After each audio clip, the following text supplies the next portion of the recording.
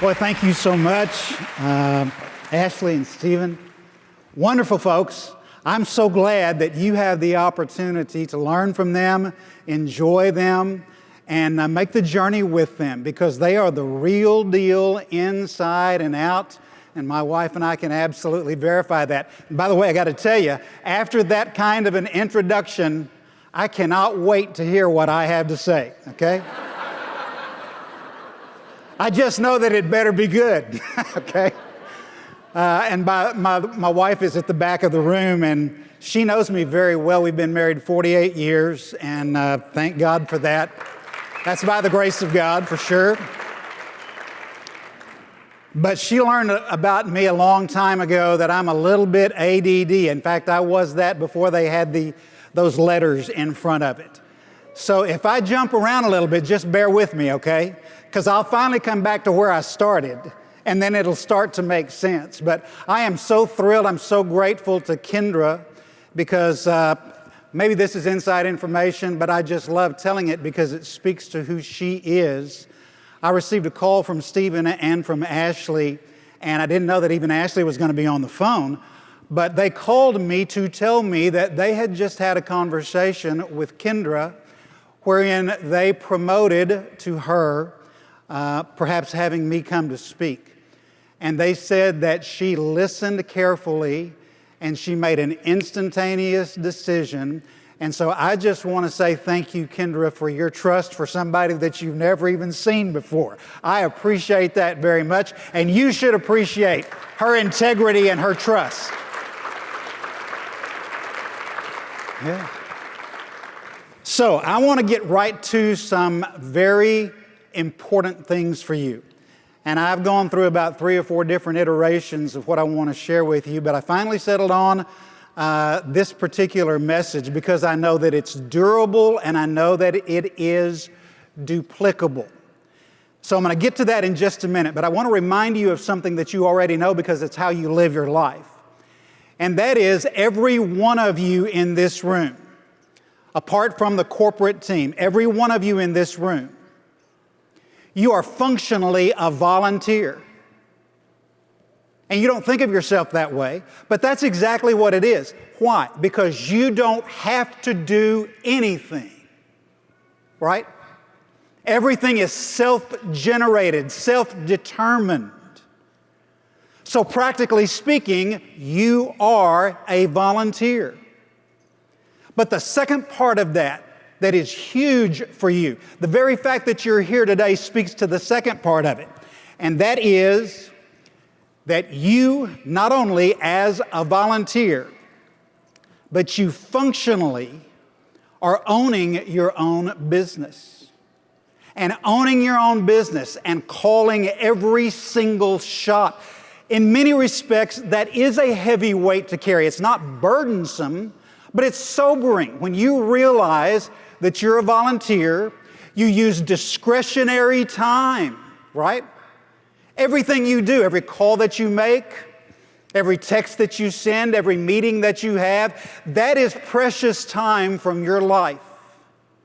And it probably includes some of your family members as well. And sometimes it's a husband who goes out and makes the calls or makes the contacts. And sometimes it's the wife, and sometimes it's both of them on 2 phones. But that's all discretionary time, running a business. So I want to tell you that I applaud you. I have watched people just like you do this for 24 years. And it ignited the fire in me 24 years ago when I started. And so when I see anybody who is willing to make a commitment to travel, to invest money, with the expectation of something profitable, something meaningful, something perhaps life-changing occurring, I want you to know that I am proud of you. I appreciate who you are, what you do.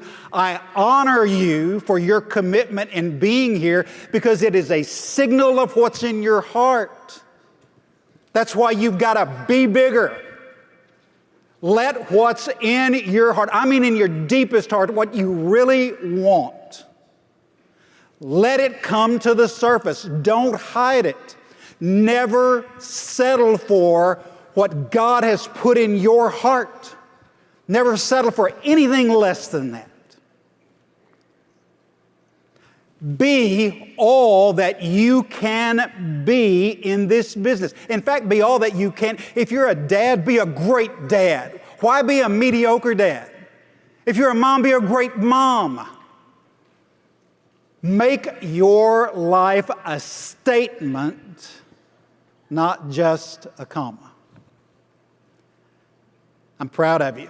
In fact, I want you to do something real quick, and then I'm going to hurry through because you've been here for a long time, right? And I'm very well aware of that. I know that the mind can only absorb what the posterior can endure. So we're not going to be here till midnight tonight. I promise you that, okay? But I do want you to do this. Everybody stand up real quick, because I know something about human nature, and I know something about what's happening in our nation right now, and I want to share it with you. And then I want you to take action on it. Did you know that at an all-time low, more and more people receive less and less affirmation in the United States of America than at any time in our history? And if you're in the psychological world, the counseling world, etc., you know exactly what I'm talking about, and you probably have better numbers than I am. We need to celebrate and honor one another. Some of you in this room, I don't know who it is, but some of you in this room right now have rarely been honored, respected, celebrated, applauded, and told that you matter. So here's what I want you to do. You take however much time you want to until I stop you, okay? And I want you to turn to each person on either side of you, and I want you to say, I honor you, I respect you, I'm proud of you, and I believe in you. Those 4 words, do it right now, both ways, okay? Both ways. Straight from the heart.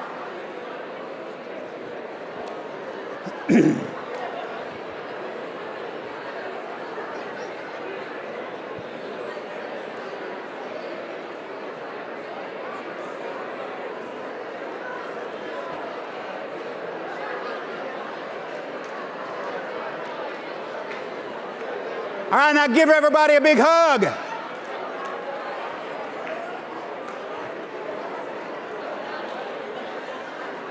Does that feel good? Does that feel good? Come on. Yeah.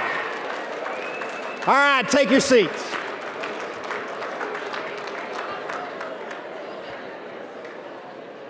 I hope you won't forget that little exercise, and I hope that you will make it a regular part of your regimen, because you don't understand the impact that few words like that can create in someone else's life, okay? All right, so I got to go. I want to give you 7 things. Lewis, I got to tell you, I'm on the same page with you. 7 things. I've got 7 things. So grab a journal, make some notes, review them afterwards, and don't just review them, put them into practice, right? It's easy to take notes and have the journals. The richness of all of that is to go back and feel what you felt, think what you thought, and the decisions that you began to make. So drive those things deep inside of you when you take notes. And I hope you will today. Okay, number 1, key to continuing enthusiasm in this business. All 7 of these are durable, and they are going to be part of your journey for the rest of your journey. Okay? So that's why I'm giving them to you, because they are foundational and they are extremely important at every turn. So, the key to continuing enthusiasm: your purpose and your vision. If you lose sight of your purpose and your heartfelt why, then your energy, enthusiasm, and your influence begins to wane. So, your purpose and your vision. Then your vision. What's a bigger vision for you for the next year, for the next week, Some of us do better in thinking about the next week rather than the next month or even the next year. In fact, the truth of the matter is we are probably wiser to shorten the list of things that we say we are going to do in X period of time. Shorten that list and don't talk so much about it, just do it. Because the action is what you're looking for. So purpose and vision. What is it that you want in this business for yourself? Do you have it specifically defined what the target, what the goal is for you? And by the way, it doesn't have to be anything remotely related to anybody else in this room. It's uniquely yours, and it should be uniquely yours. Don't get into the Me Too game. You are a unique creation of God, and there are passions and visions and goals that He has set in your heart that are exclusive to you. So it doesn't have to be what anybody else says. It just has to be something that you are passionate about and that you own so much you're willing to give your time and best efforts for it. What is your purpose? What's the target here? What's the goal? What do you want to earn? Where do you want to go and see? Who do you want to influence? If you've got those things written down and you review them, then they become a continuing monitor and a continuing coach for you, a continuing encourager for you to stay on track. But then your vision. I'm a big fan of vision. And vision is a picture of your better future, a picture of how other people's lives will be better because of you, and then the values that will guide you in the journey. The vision. What is your vision for the long term and something bigger than yourself? Anything that we have been given. I learned this a long time ago from a dear friend. And some of you have heard it, so it's probably not new at all. But he said, anything that has come to you that inspired you, encouraged you, that spoke the breath of God into you, anything that came to you in that way, understand this, it was on its way to somebody else through you. The question is, did it get there? How about that? It's easy for us to think just about us. There's nothing wrong with that. We want to be good stewards of our own lives.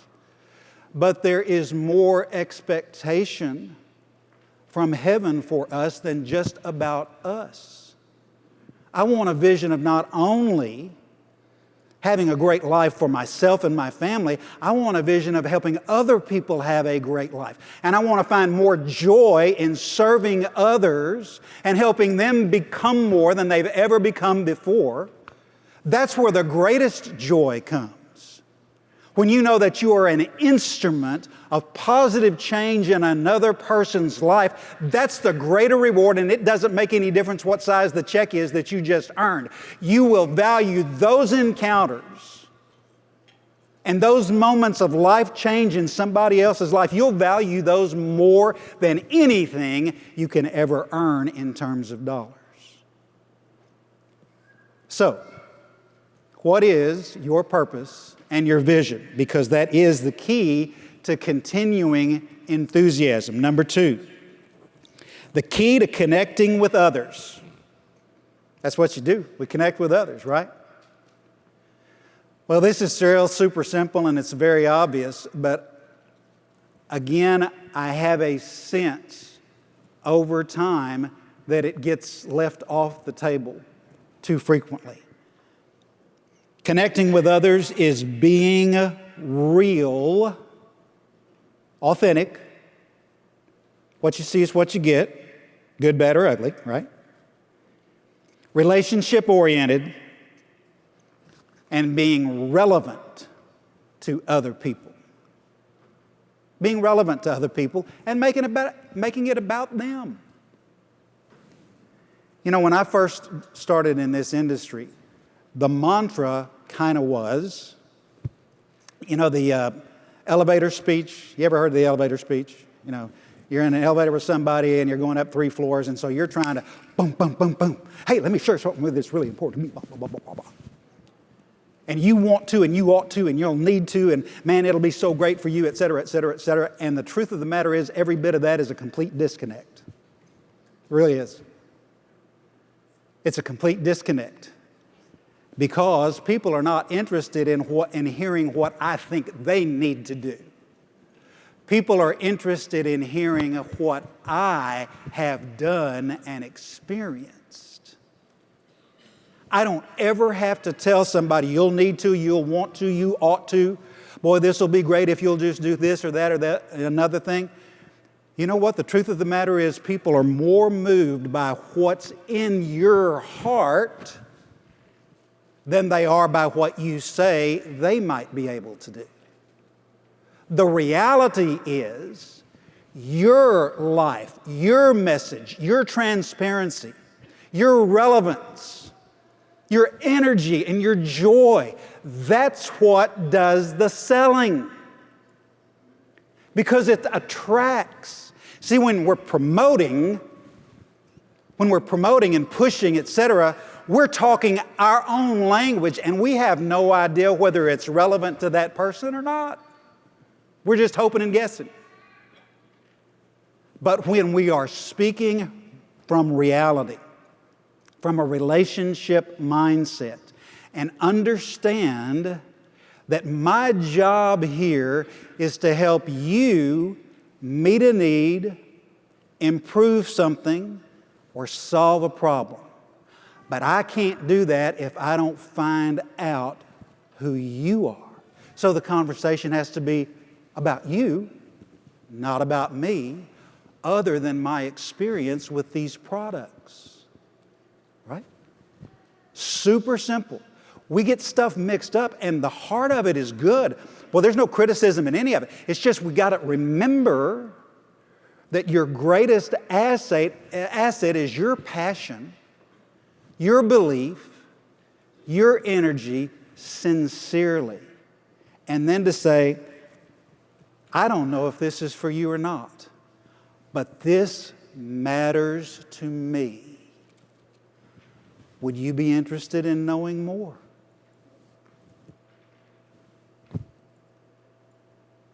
Come with the goods straight from your heart. Then honor that person and find out what they want. Number 3, key to daily progress. Well, this is simple. Y'all are going to think that I don't have anything fresh to say, and maybe I don't. But the key to daily progress is to plan the day and then to execute the plan. Right? Plan the day and execute the plan. My mentors in the financial services industry years ago, and they were precious to me, extremely precious. But they taught me the discipline of creating my do list the night before, and not rushing in the morning to not having anything to do, and I have to start, and so that burns time. Distractions inevitably happen, but if I create my agenda, my targets, my goals, if I create those the night before, then the chances are I'll probably sleep better rather than bemoaning having to do it in the morning. And number 2, when I wake up employed, self-employed. Wake up self-employed. Listen, this matters. You know better than I do in your life how precious time is. And so, because this is discretionary time and you're functionally a volunteer, we've got to be great stewards of our time. So that little simple plan the day, execute the plan. And let me give you, this is a Rickism, so take this for what it's worth. Some of you may think this guy's crazy because I don't agree with him, and that's okay with me. I'm fine with that. It works for me. But the truth of the matter is that I want to be sure that I am in as much control of what I am doing as I possibly can be. But I've got to guard against overburdening myself. Is there anybody in the room, you don't have to raise your hands because I would not embarrass you, but is there anybody in the room that's ever written a do list of 10, 12, 15, or 27 things for the day? Right? Anybody in here? Anybody will confess? Okay, so I've got a loving word for you, right straight from my heart. You know what the word is? Stop that. Okay? Just stop that. Number one, if you do that, you already know that it creates anxiousness and tension inside of you while you're doing it. Am I telling the truth here? Okay. So, you're going to think I'm crazy, but I think these are durable for you, and that's why I'm sharing them. 3 things. What are the 3 most important things that you can do starting tomorrow morning? 3, and only 3. Because here's the reality. If you get the 3 things that you consider to be the most consequential, perhaps the most productive, the most meaningful meetings, etc., then if you don't get to number 4, 5, or 6, that's really okay. Because you've prioritized what the greatest opportunity is, and if you hit the greatest opportunity as best as you know, you've won. And busy work, and I do know what that is. I've been around long enough to know what busy work is, and some of it has to be done. But busy work can be done early in the morning or it can be done late in the evening. But the thing that ought to be moving your heart is what is the most vibrant opportunity that I have in front of me right now. I'm prioritizing that as number 1, and number 2, and then number 3, and I'm bearing in on those things, and I'm not going to be denied unless circumstances change completely, and then I can add a 4, 5, and 6. Make the main thing, make the most rewarding thing the number 1 thing. The number 1 thing. And that feeds productivity, and believe me, it feeds energy and joy for you. It feeds enthusiasm for you. That might challenge you a little bit if you're relatively young in the business. You know, to think about the number 1 person you really want to visit with, etc. It's easy to defer that number 1 person because you think they have a higher standard, or they wouldn't be interested, or you're not well equipped, etc. So you just keep pushing them down the road and deal with lesser things. Listen, I love what Ashley said. Be bigger than that. Go at it. What is the worst thing that can happen if you go after the big catch? What's the worst thing that can happen? No. And I promise you, at least in my career for 24 years, I've never seen anybody die from getting no. Okay? Never seen it. It might not be comfortable, might be frustrating, especially if it's one of your best friends that you were kind of counting on. Some of you have been there. But prioritize the things that matter most. Number 4, key to training your team. I love this one. The key to training your team. And by the way, I'm completely blown away, so proud of them for all of these tools and resources they are creating for you. But all of those things in and of themselves are going to be a massive move forward for you. And so the accessibility and the clarity and the insights that you're going to gain, those ought to be igniting a fire in you every time you watch one of those and put it to practice. Don't try to create, and I'm going to copy all 27 ideas that they just gave me. No, pick the one that ignites the fire in you and go do that. If it's not relevant to you, if it's not motivating to you, don't do it. But there's a tip and an insight in all of those training materials that's going to light your fire. Run with that one.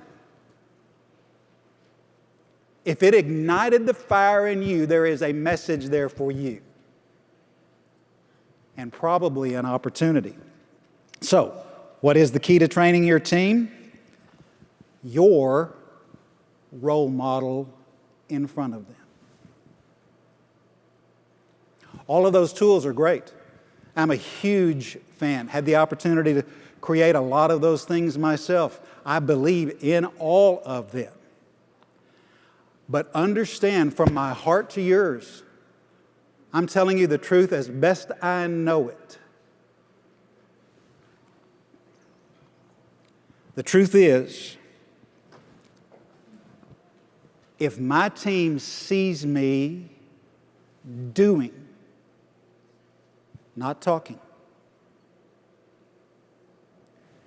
then that will get picked up by those who have eyes and ears to hear and see.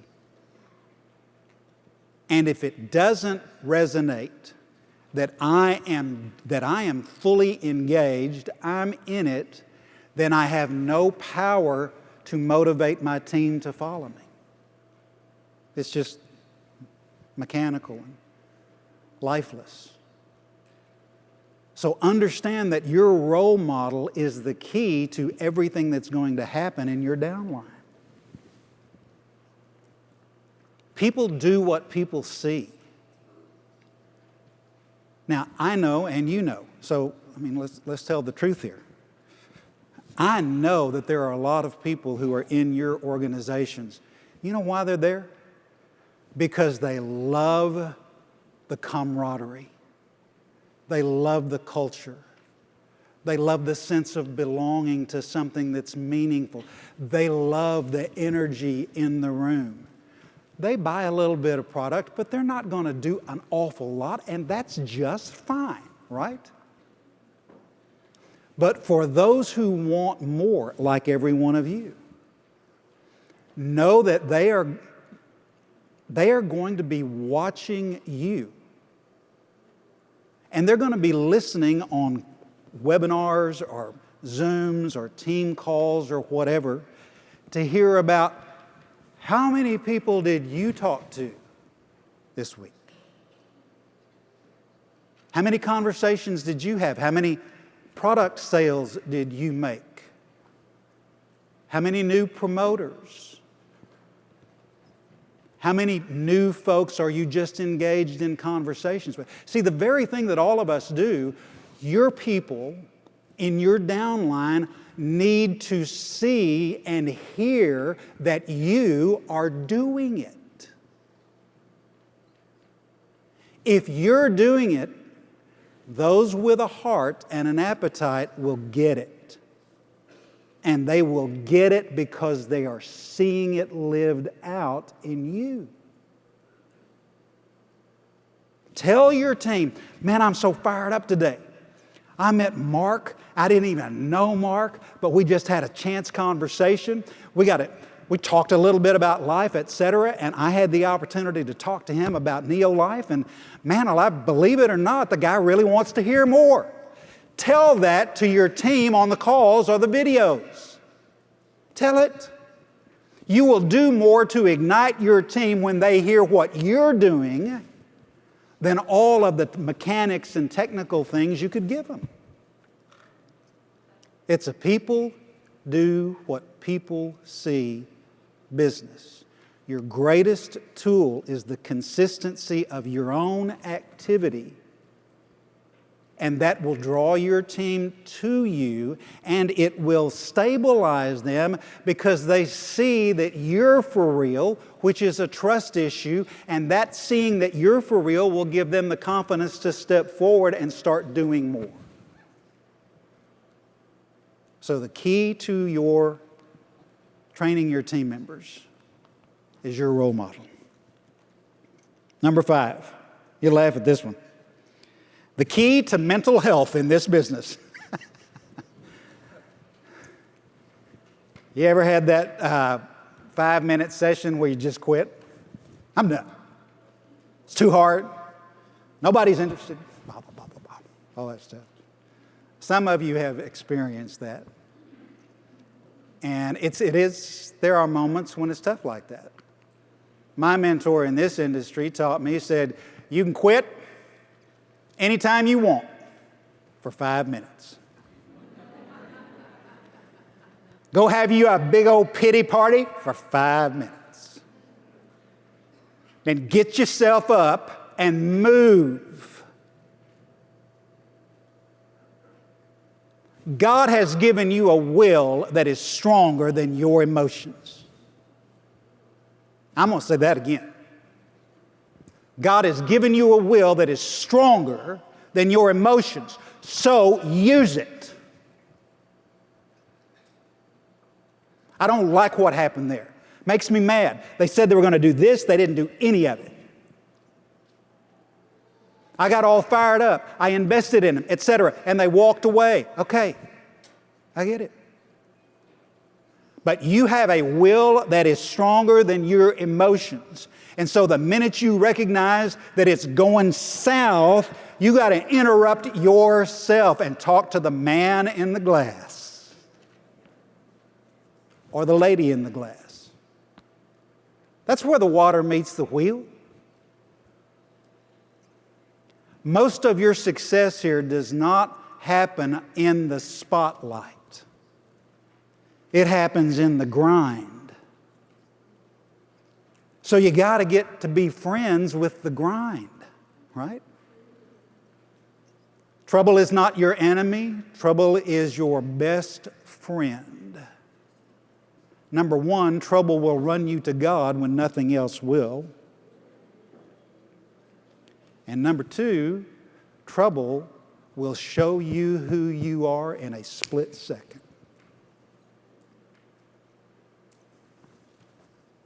Key to mental health. Left you hanging, didn't I? The key to mental health is regularly bringing new customers, promoters into your business. Regularly. It's easy. In fact, it is so incredibly easy for us to gather a little team. You know, the way this thing goes is you've got to first lead yourself. I've got to lead myself. If I can't lead myself, I'll never be able to lead anybody else. So I've got to self-generate my own leadership. But then I'll find somebody who buys my story and they're excited, etc. And now I'm leading a person. And then it becomes 2 or 3 other people, etc. And so now I'm leading a small team. And then over time, I am leading a large organization. That's generally the flow of how it works. But I will promise you at every stage in the journey, those of you who have been here the longest in NeoLife, you know that the most exciting thing that happens for most of you with very veteran teams, very established teams, etc., the greatest joy that you have is not so much that they succeed, but that somebody new with wide eyes and fresh energy just joined the team. That's the one that fires you up. And you need those. That's why personal sponsoring is not just a mechanical thing that we teach. It is a lifeline for you in your business.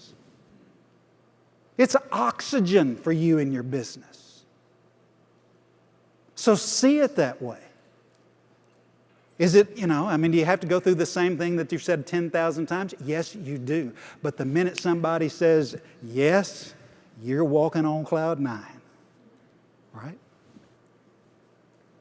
So, the key to mental health is new customers and new promoters. Number 6, we're almost done. The key to the best use of your time. Now this might be just a little bit heavier, but I would do you a disservice if I didn't share with you what I believe to be the truth, okay? So you take it for what it's worth, and if you don't disagree, I'm really okay with that, okay?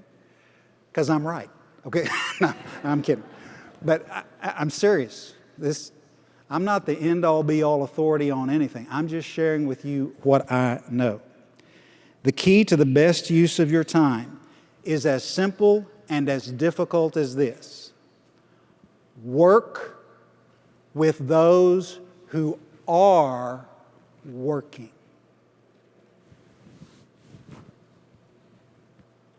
Right? Those who are in your team right now, and there's a bunch of them, there's a lot of them that just by comfort and commonality and friendship and all of those kinds of things, you could spend all day, every day just calling and talking to those people. And most of you would acknowledge that most of those conversations are not productive from a business standpoint. They're just friendships.